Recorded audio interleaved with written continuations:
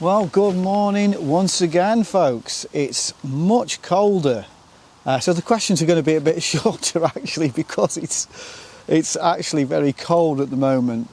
But last week's house group, I think, were some of the best discussions I've ever heard in a house group. I was really blessed by what people were saying.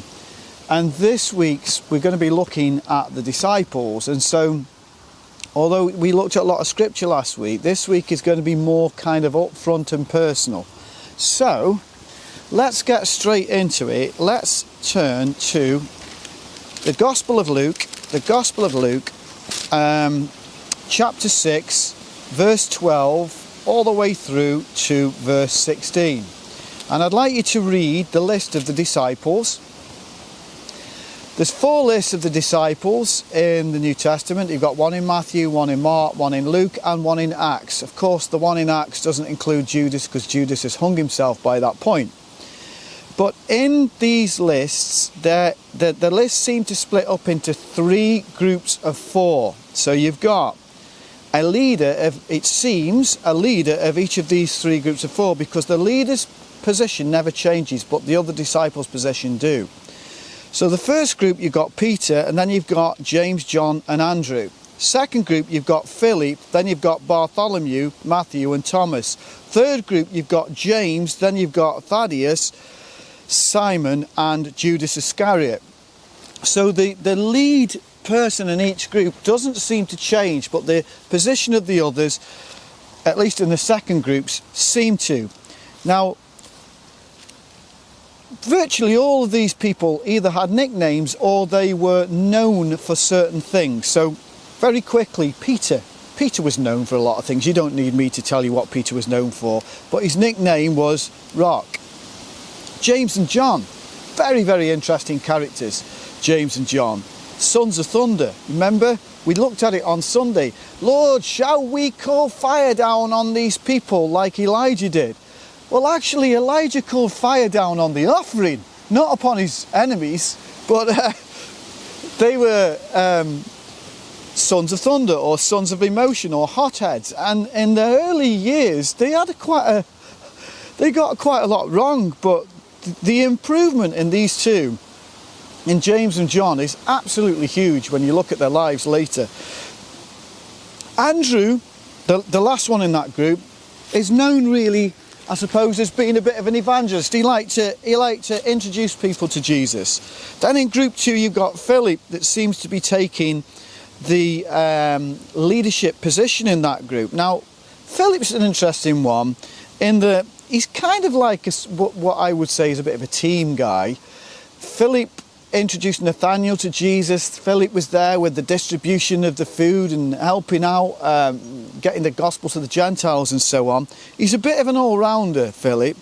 Bartholomew, or Nathanael, as Jesus calls him, Nathanael, another interesting guy. Jesus says this is a Jewish guy that has no guile in him. He will say as it is kind of a person, Nathanael. Matthew is the tax collector, and really wouldn't have been liked, and interesting how he coped with that. I mean, how did he cope with being, from day one, the most unpopular member of that group? Because they were flung together. None of them knew one another really, and there's always a runt of the litter, isn't there? There's always somebody that the others pick on, and that probably would have been Matthew, apart from the fact that they would have had quite a lot of money. I think they wouldn't have liked him. So then you've got Matthew. Then you've got Thomas, which we know as doubting Thomas. But we also know that Thomas said to the other disciples, let's go to Jerusalem and die with him. So he's kind of seems to be a man that's caught between 2 opinions a bit. Then you've got James, that his nickname is James the Less. I mean, unbelievable that your nickname is that you're not the most important James. The most important James is John's brother, the fisherman. You're kind of like the other. We've got 2 Janes in our church. We call a big Jane and little Jane. And it sort of reminds me of that. You've got James the Less here. And then you've got Thaddeus, whose nickname was Mummy's Boy. Then you've got Simon the Zealot, who's obviously his political persuasion was that he absolutely hated Roman occupation. So he would have hated everything that Matthew stood for. And finally, you've got Judas. So there's your 12. So the first question is, discuss among yourselves, go round, and if you want to, that is. If you don't want to, don't. But who do you think you're most like? Who do you think out of all those disciples you are most like? And explain why. Okay then, so we're going to move on to the 4 areas that we looked at today. Of course, there's much more to being a disciple than these 4 areas. We're going to continue with this next week. But on Sunday morning, we looked at 4 areas that Jesus told his disciples off for. Bearing in mind that only Jesus could tell them off. He didn't allow other people to tell them off. But Jesus did tell them off. So, the first area that Jesus told his disciples off for was in the area of understanding. If you want to read together, Gospel of Luke, chapter 24, let me make sure that's right. Luke 24, verse 25 to 27. Yeah. Luke 24, verse 25 to 27. And the disciples were told off, not just here, in other places as well, for their lack of understanding. Then, the second thing that we looked at is that they were told off for their lack of humility. So if you want to read Matthew chapter 18, verses 1 through to, well, 1 to 4, I'll be fine. They were told off for the lack of humility. The third thing that they were told off for was the lack of faith. So if you want to read the Gospel of Mark chapter 4, verse 35 through to 40. Gospel of Mark chapter 4, 35 through to 40. It always tickles me, that one. How they're told off for the lack of faith, even though they came to Jesus for help. And then finally, the lack of power. When they come down off the mountain, these disciples have got no power whatsoever to cast out the demons. So that one is Luke chapter 9, verses 37 through to 41. Luke chapter 9, verse 37 to 41. Okay, so here's the next discussion point then, and you're going to have some fun with this one. I want you to, again, go around the group. You don't have to do it in any particular order, and if you don't want to share, that's fair enough. It doesn't matter. But I want you to pick out of these 4, so it was told off for the lack of understanding, told off for their lack of humility, told off for the lack of faith, told off for the lack of power. I want you to pick out of these 4 what you believe is your strongest area and what you believe is your weakest area out of these 4, and why. And share that with the group, okay? Next thing, Daniel chapter 11, verse 34. In Daniel 11, verse 34, it tells us that in the last days, when the remnant are being purified and they're even falling, it's all kinds of crazy things going on. You've only got to look at Russia at the moment and you see the difficult decisions that people are having to make. I showed a video on Sunday evening to do with these decisions. Actually, I might put it on the end of this video to as some kind of context. But when times get difficult, we're very often faced with very, very difficult decisions to make. And the disciples in the last days will be. And either way, whichever way you go, it's going to be difficult.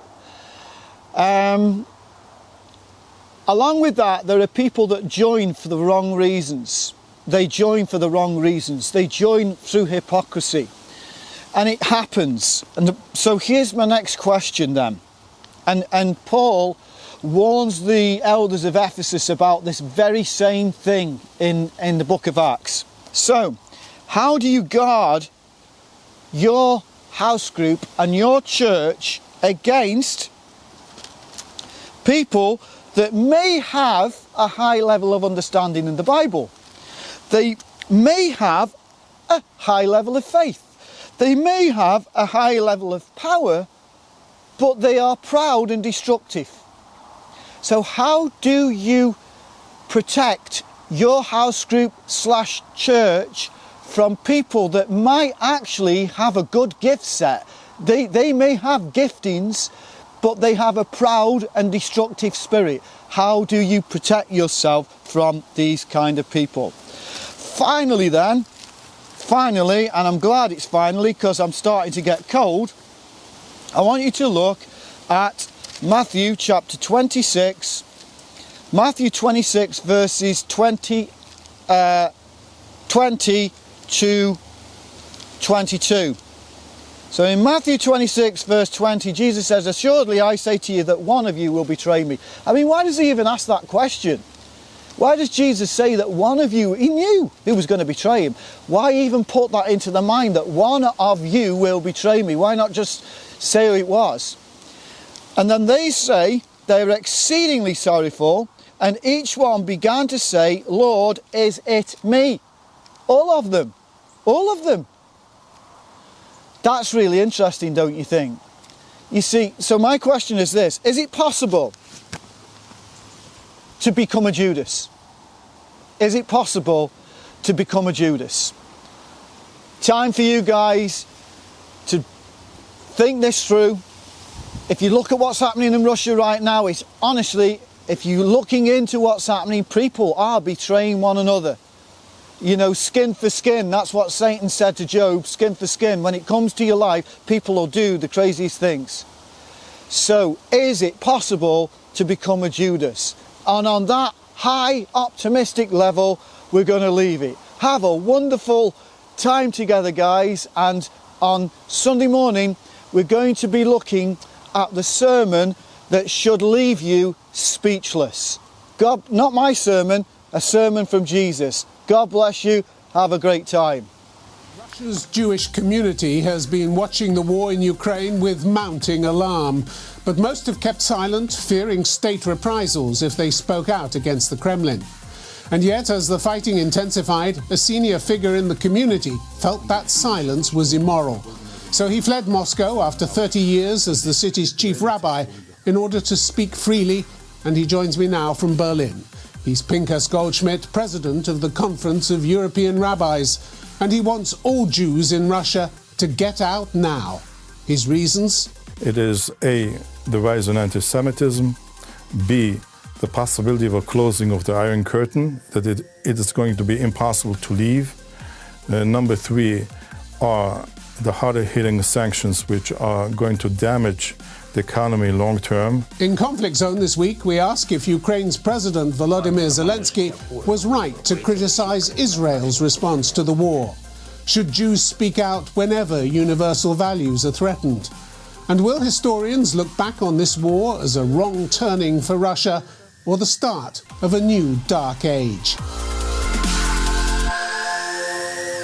Rabbi Pinchas Goldschmidt, welcome to Conflict Zone.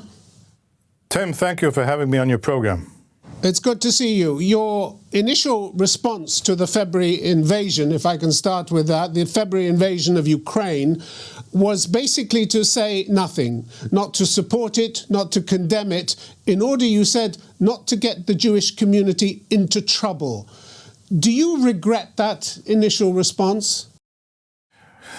You know, considering the shock of every single member of the community, and I think many of the citizens in Russia, of the actual invasion, most people actually thought that nothing is going to happen. I sat the day before with many diplomats and members of parliament and others, and they said, "Oh, who needs Ukraine? We don't need Ukraine." And so it was a shock, and it took time till it registered that we are in here for an all-out war. You said later you realized keeping quiet in such circumstances is morally wrong. And yet that was the clear choice you made in the immediate aftermath of the invasion. I'm wondering why. Was it out of habit? It was, we got, I would say in the last years of the current regime, we in the community basically were like the whole of Russian society, we're depoliticized, which means we did not comment on political issues, and we did not and we did not get involved in politics in order not to get into trouble. Because if you support one way or you do it the other way, if you don't support the regime, then you have problems. However, as we understood that we're dealing here with European war, with millions of refugees and Jewish communities which are being destroyed after being so difficult to rebuild after the communist regime, after the breakup of the Soviet Union. I came to the realization, not everyone, I want to say this openly, that not only can we stay silent, we have to do something about it. So, in that case, have recent events in Russia and your response to them compelled you to rethink your attitude to morality? What is a moral response to an invasion of this kind? No, I don't think that. I think that since the changes which have happened in Russia have been, I would say, gradual. It has not been from one day to the next. So it was difficult to pinpoint to the moment that you had to say enough is enough. I cannot stay silent anymore. And however, the change, the major change in the country of waking up the 24th of February in the morning and seeing with mass arrests and every last independent media being shut down, we understood that this was a major change and we live in a different country with different rules. You say you were living in a different country, but you lived in a country where President Putin had invaded and occupied Crimea in 2014. He'd fueled a war in the Donbass where some 15,000 people had died. So February 24th was a continuation of what had gone before, wasn't it? It was fully in line with the trajectory that his administration had been following, expanding Russia's borders, clamping down on civil liberties at home, and killing enough political opponents for the rest to get the idea. That much had to be clear, wasn't it? Yes, first of all, when with the Crimea, not one person died during the takeover of the Crimea. And I can throw the question back to you. Where was Europe? Where was the United States? And why didn't they push all these very punishing sanctions in 2014? Why did they wait till 2022? Good question, and we put the question to them. But I'm asking you, were you not aware that rights and universal rights were being trampled and people were being repressed and killed in Russia during that period? It was, and I would say that number one, the people who were repressed was on a smaller scale. And Tim, I want to tell you that the red line between a democracy and authoritarianism is not always clear. And when you pass from one system to the other, it's not always clear when is the red line passed. So is it when there are no more free elections? Or is it when some people critical of the regime are being jailed?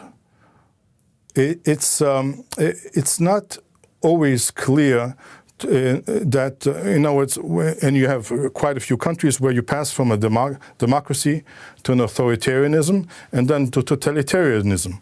Are the lines clear? The lines are not always clear, only in hindsight. Is there a lesson that you took away from this, that staying silent is not an option where universal rights are being trampled and people are being repressed? I think that in today's situation where a country has been invaded and there are millions and millions of refugees leaving this country, it is very important for everyone to speak up. Everyone who can, not everyone can. Looking back, do you think if more people had spoken up, and you talked about the Western reaction, you threw the question back to me as if I was talking for the West. I'm not actually talking for the West, but if more people had spoken out, both in Russia and around the world, do you think that President Putin might not have gone ahead with the full-scale invasion he launched in February?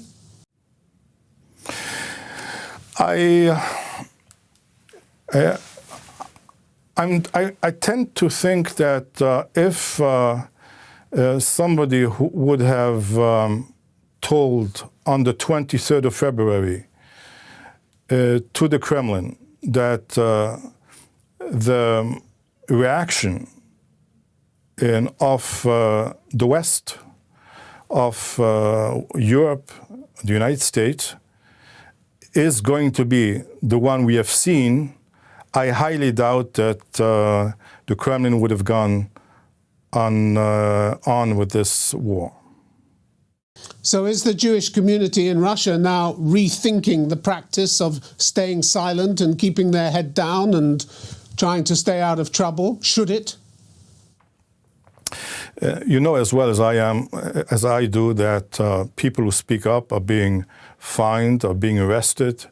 The businesses are being closed down, so it is very easy to criticize the Russian regime from the safety of London or Paris or Berlin. It is much harder to do it if you live inside Russia, your business is there, you have parents there, you have children there. So it's much easier to talk about it than actually to do it. But Rabbi Goldschmidt, making the right moral decision can't always be a cost-free exercise, can it? Yes, it is. Every person has a free choice, and every person has to take the right decision. So, I'm concerned about the future of the Jewish community in Russia, and I'm not the only one concerned. Thousands and tens of thousands of Jews have left the country since the beginning of the invasion. And should those who've stayed... And I think that by leaving, they have... I'm sure that by leaving, everyone who left the country made a statement.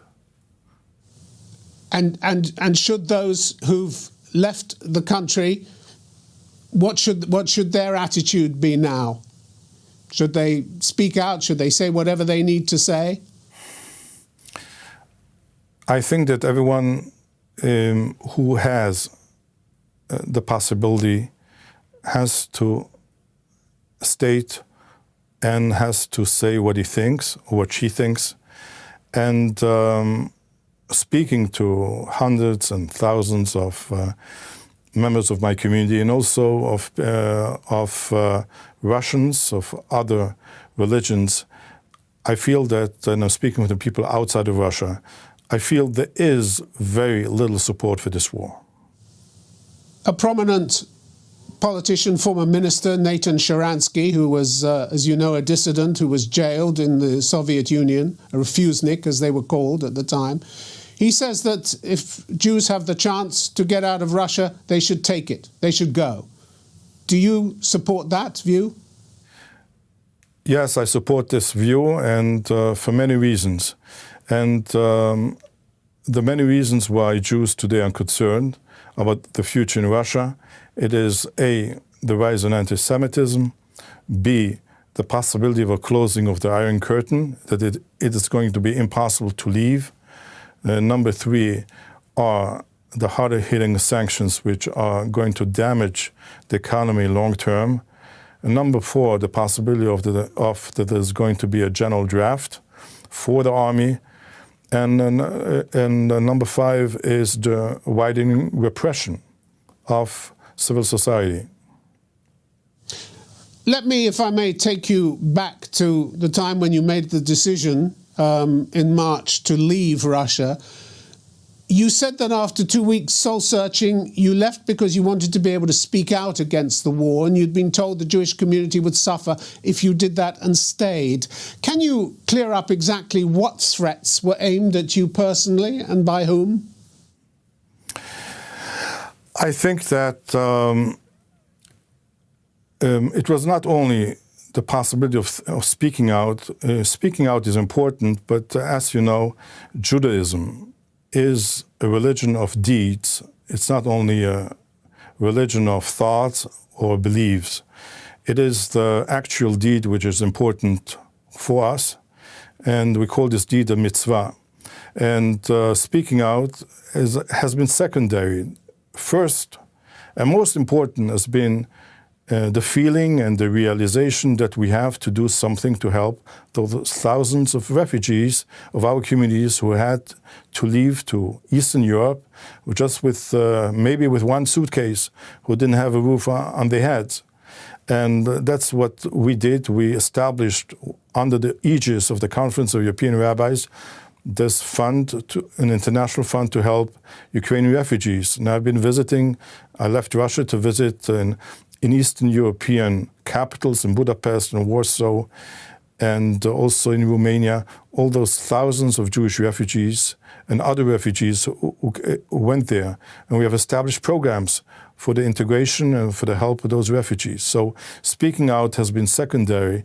The number one mitzvah, number one deed which we had to do is to help.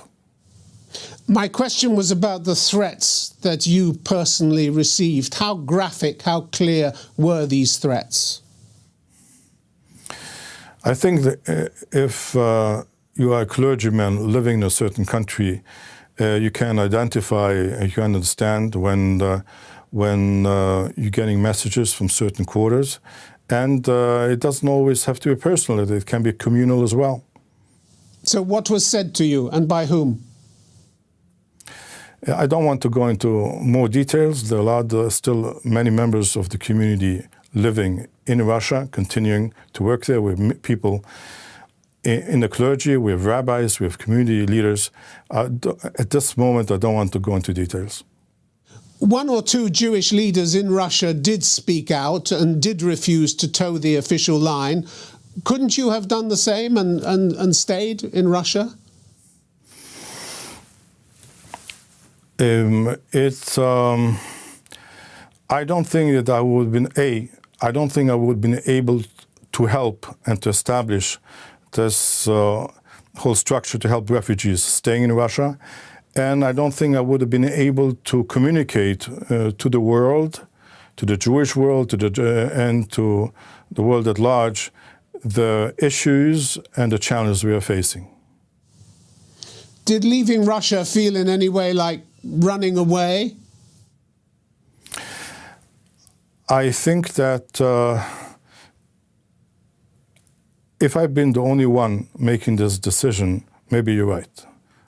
I can tell you one thing. I have a very good friend. She's one of the leading journalists in the opposition, and initially she was quite upset that I left, but a month later she left herself. So you felt vindicated? It's not a question of feeling vindicated. It is a question of today we have tens of thousands of members of my community who are living outside Russia. I would say if we're talking about people who used to come to our synagogues, I would say even the majority is outside of Russia. My community is all over the world. They're in Dubai, they're in Israel, they're in London, and in Germany.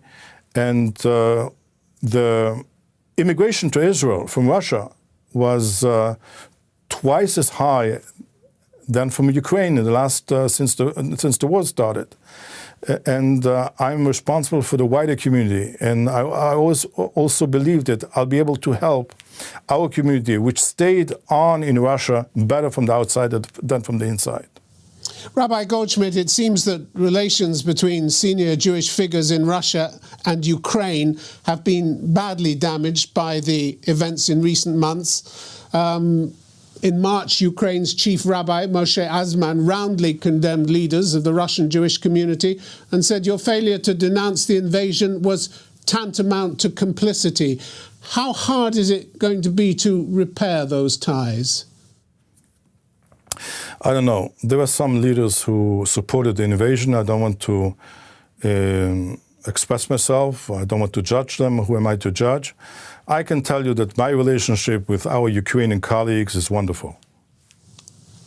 And did you call Rabbi Azman? He says, when he said, I'm talking to you, dear Russians, dear Jews, remember that one who is indifferent is an accomplice to war crimes, crimes against humanity. I stand with the Holy Torah and I tell you to wake up. Hardly anyone, he said, has called me. Do you understand the sense of abandonment that he had from the Jewish community? I for sure can feel it. And Ukraine doesn't have only one chief rabbi, by the way. You know, we have I think 3 chief rabbis in Ukraine, and we are in touch with them. And I myself, just 3 weeks ago, spent a whole long weekend in the town of Neptune in Romania with 1,200 refugees from Odessa with the chief rabbi of Odessa. So we are in touch with our colleagues from Ukraine, and I also spoke a few days ago to a group of new immigrants from Russia and Ukraine in Jerusalem. And you had over there in the room, you had about 40, 50 young people, and they came from Moscow, from other cities in Russia, and from Odessa, and from Kiev, and from Nikolaev, even from Mariupol. And you should see those people just sitting together, trying to help each other in the new country. They all left the countries of origins, not because they wanted to, but because of the impossibility to stay. Talking of helping the Ukrainians, President Zelensky, himself a Jew, has had harsh words for what he sees as Israel's inadequate response to the conflict. To Israel's mediation efforts, he said there can be no mediation between good and evil. He has a point, doesn't he? I want to tell you, those people who want to criticize Israel for not joining Europe with sanctions against Russia, I want to remind them that Israel is not buying oil and gas from Russia. Israel is not financing the war. It is Europe buying gas and oil from Russia is financing the war in Russia. Some of that criticism, Rabbi Goldschmidt, has come from inside Israel itself. The former Prime Minister Ehud Olmert, for instance, he didn't think much of the government's reaction in February. There are times, he said, when you have to decide who you are, what you stand for. You can't fool around, you can't fool yourself. If Israel were, like America, trying to rally its allies, would we like our best friend saying, well, there are pros and cons and we've got other things to think about? He's not saying do the easy thing. He's saying do the right thing. You have no sympathy with him, with his views? Okay, the same way that Europe is trying to do the right thing, but obviously it is impossible to leave elderly people or children in unheated homes in middle of December and January, the same way Israel cannot leave millions of people prone to attacks from rockets from Hezbollah and from the Iranian-sponsored guerrillas in Lebanon and Syria. So each country wants to join the sanction regime or to criticize. However, each country has their priorities to protect their citizens first. But Rabbi Goldschmidt, Ukrainians are fighting for their lives and the survival of their unitary state, and Israel is saying, yeah, well, it's terrible, but we've got more important security concerns to worry about with Iran and Syria. You said in July, nowadays the world is looking at Israel and the Jewish people and expects us to be on the moral high ground. And I'm just wondering whether this position is the moral high ground you want to occupy. Within Israel itself, you have a discussion among, it might become an issue in the upcoming elections in November among political leaders, to what extent Israel should be involved, should not be involved in this conflict. So Israel, I would say, is right now has taken a position. Yair Lapid, the current Prime Minister of Israel, has taken a position criticizing Russia. And I want to tell you, Tim, that Israel has had problems because of it. Russia decided to close the Jewish agency. This didn't happen from one day to the next. There was a reason for it. Do you regard the changes in Russia as irreversible, Rabbi Goldschmidt? Will historians look back on this, in your view, as a wrong turn for Russia or the beginning of a new dark age in the country? Right now, I think that Russia is entering a period of deep isolation, a new, almost totally closed iron curtain with Europe, not with Asia, but with Europe. And I think that the coming period is going to be very difficult. Do you foresee ever going back? Do you want to go back? As you know, we have to be optimists, and I hope that one day I'll be able to get back. Rabbi Pinchas Goldschmidt, it's been good to have you on Conflict Zone. Thank you very much indeed for your time. Thank you. Thank you, Tim, for inviting me.